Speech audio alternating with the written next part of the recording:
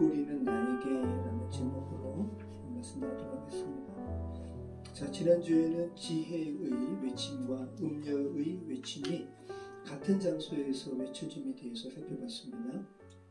그래서 한 사람 한 사람이 결국은 무엇에 관심을 갖는가.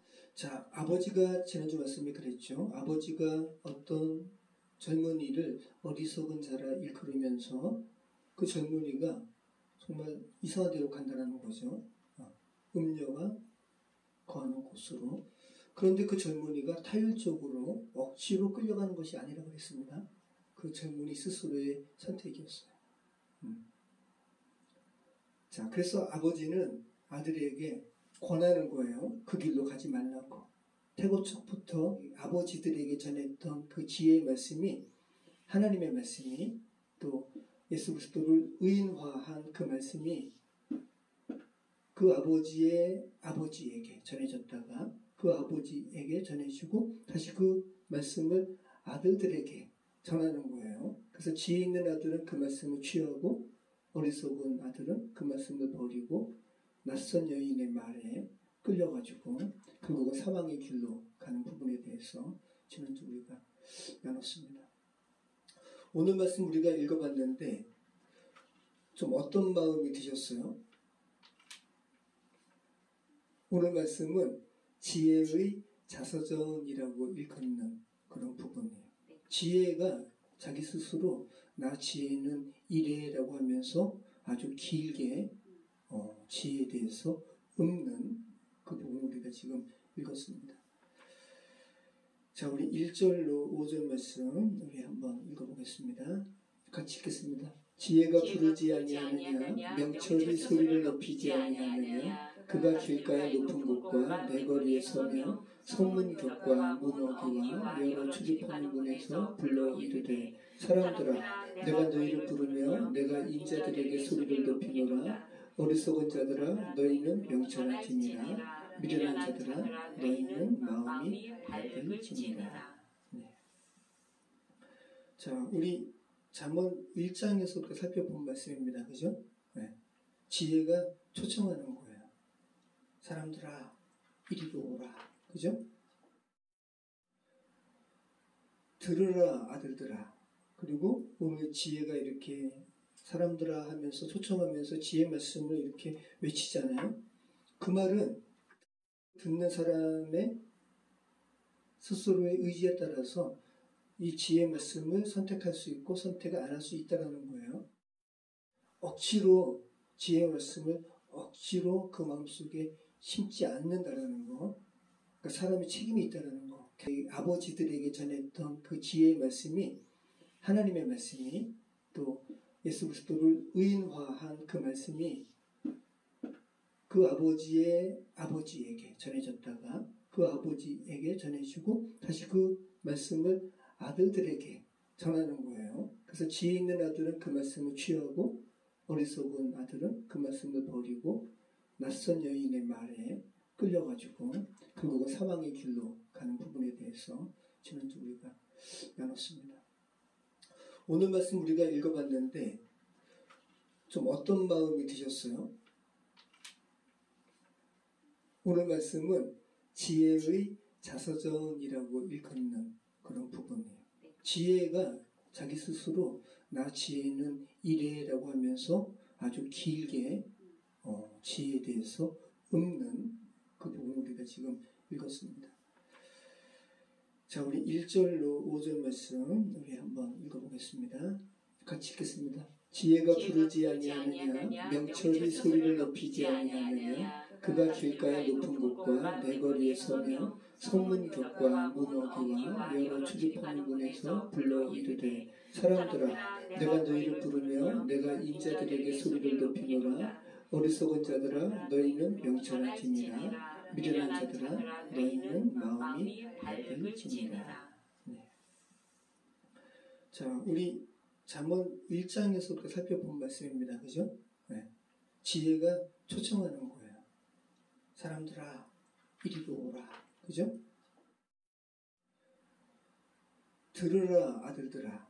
그리고 오늘 지혜가 이렇게 사람들아 하면서 초청하면서 지혜 말씀을 이렇게 외치잖아요. 그 말은 듣는 사람의 스스로의 의지에 따라서 이 지혜 말씀을 선택할 수 있고 선택을 안 할 수 있다는 거예요. 지혜 말씀을 억지로 그 마음속에 심지 않는다라는 거. 그러니까 사람의 책임이 있다는 거. 계속해서 장로 말씀이 그 말씀하고 있습니다. 네. 하나님의 초청과 인간의 자발적 반응이라는 그런 긴장감이 이 잠언 말씀에 계속 있어요. 오늘도 그런 거예요. 다시 지혜가 그 부분을 말하고 있죠. 김현숙 권사님이 자녀분들에게 얼마나 지혜 말씀을 권해요. 전하고. 또 저희도 얼마나 도예공방에 오는 사람들에게 기회가 되면 그 하나님의 말씀, 지혜 말씀을 전해요. 그것을 듣는가 안 듣는가는 그 개별적인 사람의 응답이고 선택이라는 거예요. 결코 가벼운 부분이 아니라는 거죠. 그러면서 6절부터 21절에는 지혜를 왜 선택해야 되는지 지혜의 가치에 대해서 지혜 스스로 이렇게 읊고 있어요. 우리 한번 다시 한번 읽어볼게요. 자, 한번 읽어보겠습니다. 너희는 들을지어다 내가 가장 선한 것을 말하리라. 내 입술을 열어 정직을 얘기라. 내 입은 진리를 말하며 내 입술은 악을 미워하느니라. 내 입의 말은 다 의로운즉 그 가운데 굽은 것과 폐역한 것이 없나니 이는 다 총명 있는 자가 밝히 아는 바요 지식 얻은 자가 정직하게 여기는 바니라. 너희가 은을 받지 말고 나의 훈계를 받으며 정금보다 지식을 얻으라. 대저 지혜는 진주보다 나음으로 원하는 모든 것을 이에 비교할 수 없음이니라.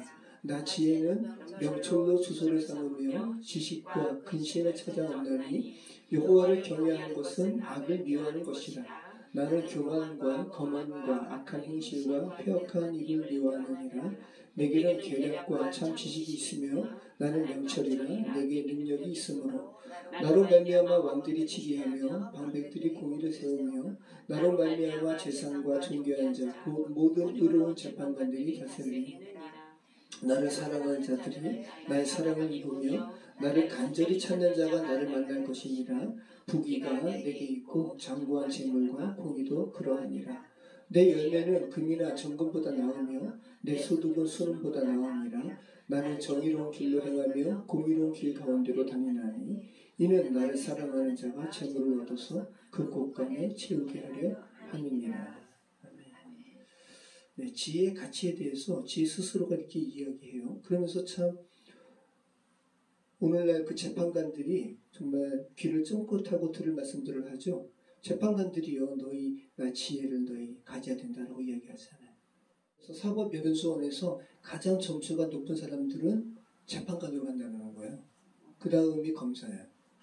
그러니까 재판관은 인간의 머리로 따진다면 가장 명석한 사람이 재판관의 위치에 있는 건데 결코 명석해 보이지 않죠. 지금 장로 말씀이 이야기하는 거예요. 너희 세상의 재판관들아, 너에게 필요한 것은 단순한 너희의 그러한 인간적인 그런 지식, 그러한 머리 막 이렇게 굴리는 게 아니라 하나님을 경외하는 이 지혜가 너에게 필요하지라고 이야기하고 있어요. 자, 그러면서 특별히 7절과 13절 말씀 보면 지혜가 뭔지를 이야기하는데, 자 보세요. 정말 지혜로운 재판관은 악을 미워하는 사람이에요. 그죠? 악인지 뻔히 아는데 세상 사람들이, 그런데 악을 비워한다? 그 재판관은 지혜롭지 못한 거죠. 그죠? 여기 보세요. 7절 말씀. 내 입은 진리를 말하며 내 입술은 악을 미워하느니라. 13절 말씀. 여호와를 경외하는 것은 악을 미워하는 것이다. 자, 우리가 여호와를 경외하는 것이 뭔지 몰라요. 경외라는 말도 어렵고 마땅히 두려워하는 건데, 그죠? 마땅히 공경하는 건데 그 여호와를 경외하는 것이 뭔지 몰라요. 그럴 때 그러면 장원 말씀이 이야기하는 거죠. 여호와를 경외하는 것이 뭔지 몰라? 너가 만약에 악을 미워하는 태도를 보인다면 그것이 여호와를 경외하는 거야 라고 이야기하죠. 그리고 그것이 지혜의 근본이라고 이야기해요.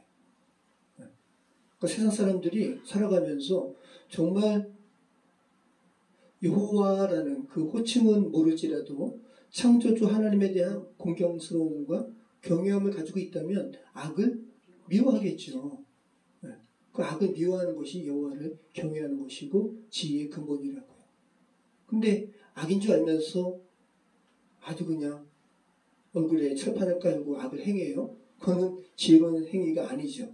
세상적으로는 지혜롭게 그 행위들을 가릴지라도 어리석은 것이고 하나님 보시기에는 미련한 것이죠. 악을 미워하는 태도를 어떤 사람이 가지고 있을 때 하나님께서는 말씀하신다는 거예요. 아, 이 사람은 나를 경외하고 있구나. 그것이 지혜로운 자라는 거예요. 자, 그리고 12절에 또 특별한 표현이 있습니다. 여러분도 읽으시면서 좀 그런 느낌 안 드셨나요? 같이 읽어보겠습니다. 나 지혜는 명철로 주소를 삼으며 지식과 근심을 찾아 만나니. 자, 저는 이 말씀 읽을 때마다 내비게이션이 생각이 나요. 그죠? 우리가 모르는 길 찾아갈 때 저는 내비게이션 없으면 저는 정말 그래요. 내비게이션이 저 때문에 판명된 것 같아요. 저는 길치라. 저는 이렇게 어디 건물에 들어갔다가 나오면 동서남북을 잃어버려요. 진짜. 특별히 지하로 어떤 이렇게 들어갔다 나오면 동서남북이 저는 없어요. 없어져요, 그냥. 와, 그래서 저는 내비게이션이 저를 위해서. 자, 지혜는 명철로 주소를 삼는다. 그럼 지혜가 그 내비게이션 주소 입력하는 란에 명철을 치면 지혜로 안내한다는 거 아니에요? 그죠?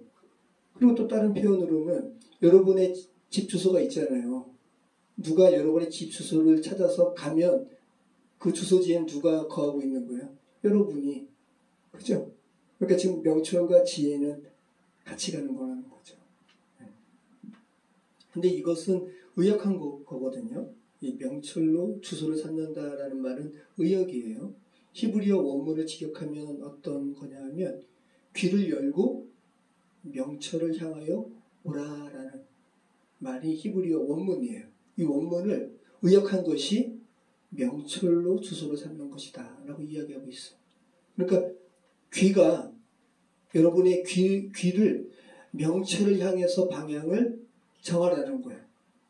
이 내비게이션처럼 이렇게 표현한 거죠. 이 방향을 정하라라는 것을 주소로 삼는다라고 의역을 한 거예요. 우리가 무엇을 듣는가, 여러분의 귀가 무엇을 향하는가, 이것이 지혜와 관련이 있다는 거예요. 지난번에 주파수처럼, 그죠? 여러분이 듣고 싶은 것을 듣게 되어 있는 거예요.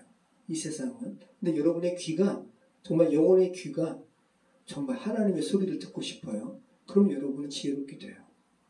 하나님이 당신의 그 지혜의 말씀을 들려주시기 때문에 우리가 무엇을 듣는가 하는 것을 지혜와 연관시키고 있다는 거. 그리고 22절부터는 정말 특별한 말씀을 하죠.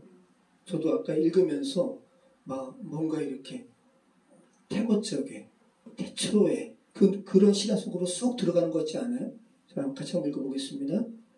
여호와께서 그 조화의 시작 곧 태초에 일하시기 전에 나를 가지셨으며 만세전부터 태초부터 땅이 생기기 전부터 내가 세움을 얻었나니 아직 바다가 생기지 아니하였고 큰 샘들이 있기 전에 내가 이미 났으며 산이 세워지기 전에 언덕이 생기기 전에 내가 이미 났으니 하나님이 아직 땅도 들도 세상 진토의 근원도 짓지 아니하셨을 때에라.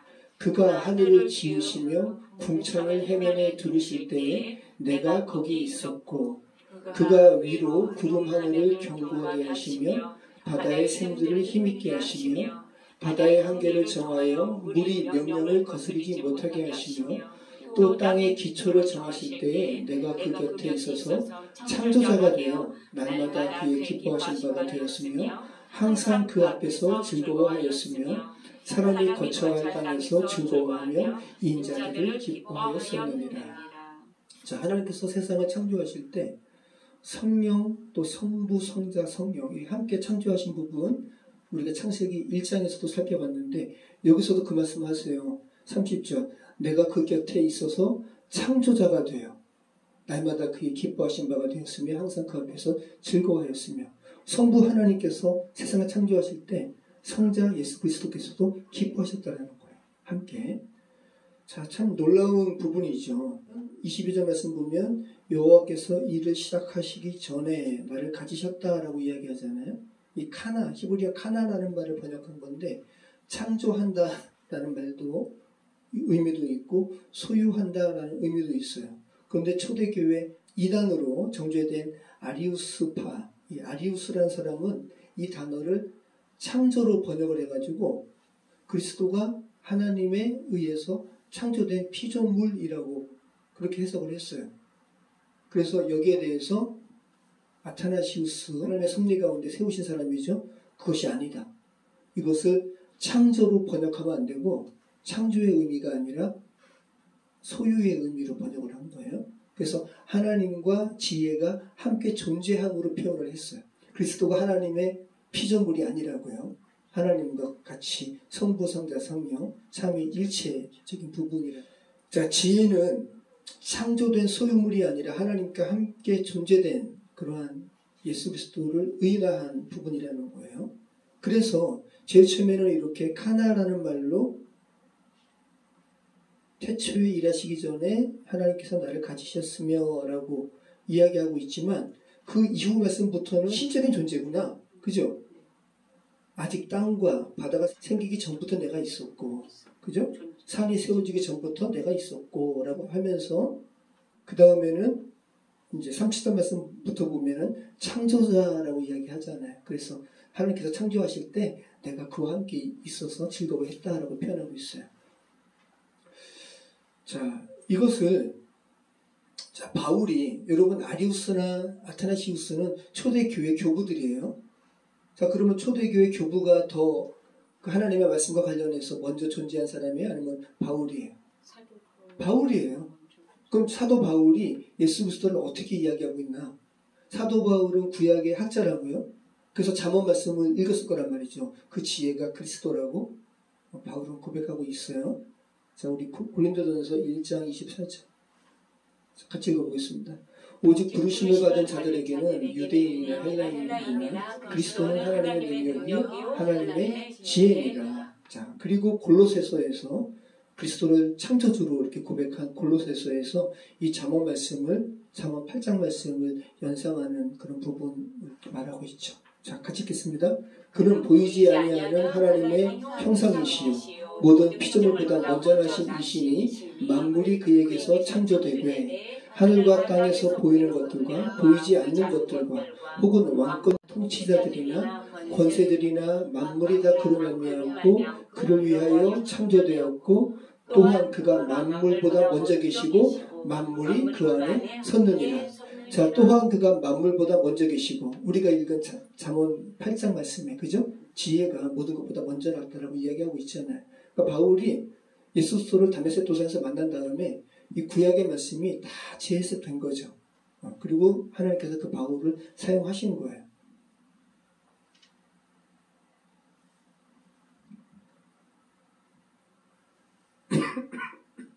자, 그래서 여기 말씀 보면 자, 지금 바울이 고백하죠. 만물이 그에게서 창조되되 그리고 색깔로 제가 한 거 보세요. 그리고 만물이 다 그로 말미암고 또 만물이 그를 위하여. 이 그는 다 그리스도예요. 그리고 지혜로 잠언에서는 이 그리스도를 지혜로 의인화했죠. 자, 그래서 세계 전치사는 다 그리스도와 지혜와의 관계를 나타내요. 네. 그에게서 창조되되 이 에크라는 이 전치사를 쓰거든요. 창조의 근원이 그리스도라는 거죠. 그죠? 그리고 만물이 다 그로 말미암고 이거는 디아라는 거예요.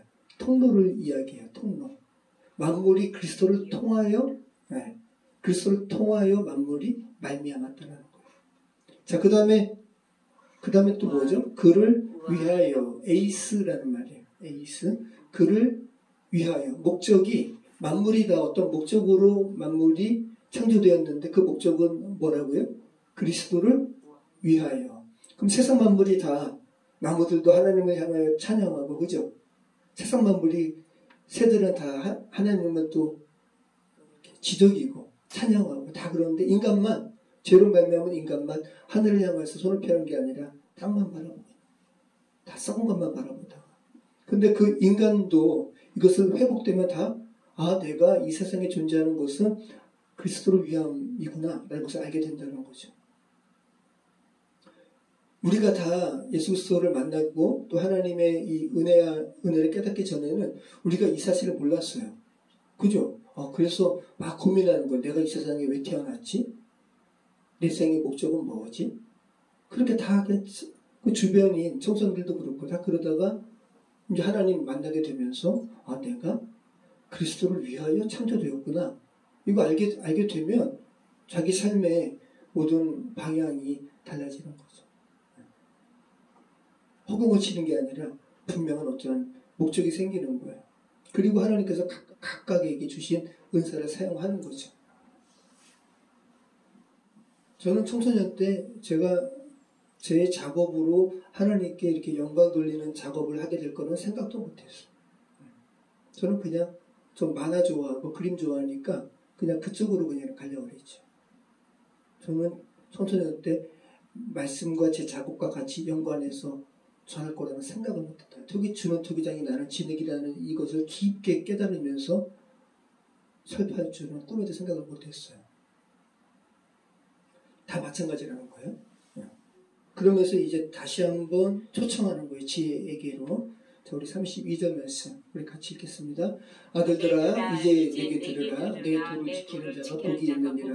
훈계를 들어서 지혜를 얻으라. 그것을 버리지 말라. 누구든지 내게 들으며 날마다 내 문 곁에서 기다리며 문설주 옆에서 기다리는 자는 복이 있느니 대저 나를 얻는 자는 생명을 얻고 여호와께 은총을 얻을 것이니라. 그러나 나를 잃는 자는 자기 영혼을 해하는 자라. 나를 미워하는 자는 사망을 사랑하느니라. 자, 마지막 이 지혜가 자신에 대해서 자서전적으로 이렇게 쫙 이렇게 설파하다가 다시 한번 지혜에 대해서 강력하게 초청의 메시지를 하죠. 자, 오늘 우리가 읽은 말씀 보면 다시 한번 이 보세요. 마지막. 그러나 나를 잃는 자는 자기의 영혼을 해하는 자라. 나를 미워하는 자는 사망을 사랑하느니라. 이 나가 지혜잖아요. 그죠? 여러분 지혜라는 것을 일반 세상 사람들은 그냥 추상명사로 이야기할 거란 말이죠. 근데 어떤 추상명사가 어떤 이의 영혼을 해하게 해요. 그 추상명사를 받아들이지 않았다고. 그죠? 어떤 추상명사가 사망을 이야기해요. 궁극적인. 이 지혜는 추상명사가 아니라 예수 그리스도를 이야기하는 거예요. 그리고 여러분이 읽어봤지만 읽으면서 이 문장 가운데서 여러분이 신약 성서의 어느 부분이 연상되는 구절이 없어요? 그렇죠. 요한계시록의 3장 20절 라오디게아 교회에 전하는 그 사도 요한에게 하나님께서 예수님께서 환상 가운데 말씀하신 편지의 내용이 연상이 되잖아요. 이거잖아요. 볼지어다 내가 문 밖에 서서 두드리노니 누구든지 내 음성을 듣고 문을 열면 내가 그에게로 들어가 그와 더불어 먹고 그는 나와 더불어 먹으리라. 자, 이 말씀이 그리스도께서 이거 참 그림을 그려보세요. 볼지어다 내가 문 밖에 서서 두드린다. 재현아. 예수님께서 우리 재현이가 집이야. 재현이가 집인데 이거 봐봐. 재현이가 집인데 재현이라는 집 앞에 서가지고 예수님께서 문을 두드린대. 누구든지. 그러니까 이 예수님은 우리 재현이뿐만 아니라 재훈이뿐만 아니라 권사님뿐만 아니라 순덕이뿐만 아니라 지희뿐만 아니라 그죠? 모든 사람 앞에서 응애하고 태어난 그 사람 앞에서 인생의 문 가운데 두드리는 거 아니에요. 두드리는 거예요. 계속. 예수님께서 인생의 집 가운데 두드리시는 것은 쾅쾅 두드리시는 게 아니에요. 되게 친근한 두드림이에요. 근데 이 친근한 두드림을 듣고 누구든지 문을 열면 예수님께서 그에게로 들어가 그와 더불어 먹고 그는 나와 더불어 먹으리라. 놀라운 말씀이죠. 그래서 예수님께서 이 두드리는 이 그림을 대표적으로 윌리엄 홀먼 헌트라는 사람이 그린 이 그림이 대표적인 그림이거든요. 이거예요. 세상의 빛이라는 라이트 오브 월드라는 제목의 그림이거든요. 그러니까 꼭 렘브란트처럼 빛과 어둠을 좀 이렇게 대조한 것 같은데 이 두드리는 문은 잡초로 우거졌어요. 인간의 완고함을 이야기하는 거예요. 하도 문을 안 열어가지고 우거졌어요. 자신만의 세계에 갇혀있는 거죠. 그리고 문고리가 없죠. 문고리가 밖에 있지 않고 안에 있어요. 그래서 잠언 말씀이랑 이 성경에서 계속 이야기하는 하나님의 이 초청의 메시지는, 그죠? 하나님은 계속 두드리시는 거예요.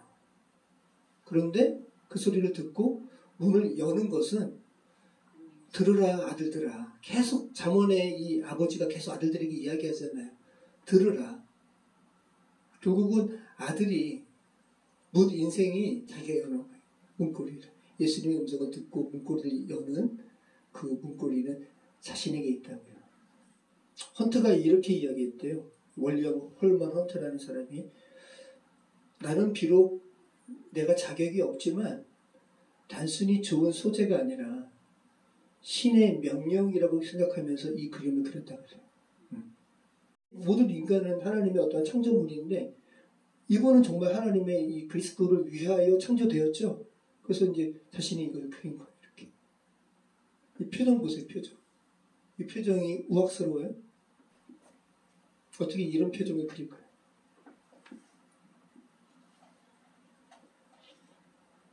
우리는 하나님의 이 계속된 초청의 메시지, 와, 이 방대한 성경이 계속해서 어떻게 이렇게 계속해서 결국은 두드리는 거 아니에요? 성경 말씀이 똑같은 말씀이에요. 그죠? 계속 두드리는 거잖아요. 예수님의 두드림의 말씀. 자, 구원은, 그러니까 성경이 이렇게 말씀하는 거예요. 구원은 하나님의 은혜로 시작되지만 그 은혜에 대한 지속적인 응답의 책임은 누구에게 있다? 개인에게 있다. 사람에게 있다. 이 하나님의 구원의 메시지를 육신의 귀로 듣는 것이 한계가 있다. 지혜로운 자는 그 육신의 생명이 있는 동안 그 말씀 듣고 주님께 문을 여는 거예요. 마음의 문을 열고 주께서 제 안에 들어오십시오 라고 그 초청을 받아들이는 거죠. 그것이 지혜로운 자입니다. 어쩌면 여러분 모두 그렇게 지혜로운 자가 되어서 여러분 내면에 있는 문고리 여셔서 예수 그리스도의 초청을 받아들이시는 그런 지혜로운 자 되기를 축원합니다. 기도하겠습니다. 참 좋으신 하나님 감사합니다. 이 잠언 말씀을 통해서 또 신약의 골로새서 말씀, 또 요한계시록 말씀과 또 이렇게 일맥상통함을 알게 하시니 감사합니다. 계속 두드리시는 하나님의 이 외침에 대하여 저희 완고하고 닫혀진 저희 내면의 문이 열려질 수 있도록 하나님 저희 마음을 부드럽게 해주시고 또 저희 내면의 그런 눈을 밝게 해주셔서 우리 안에 있는 문고리를 잡아서 문을 열 수 있도록, 그래서 그리스도와 함께 동거하는 우리의 복된 인생 될 수 있도록 인도해 주시옵소서. 예수님의 이름으로 기도합니다. 아멘.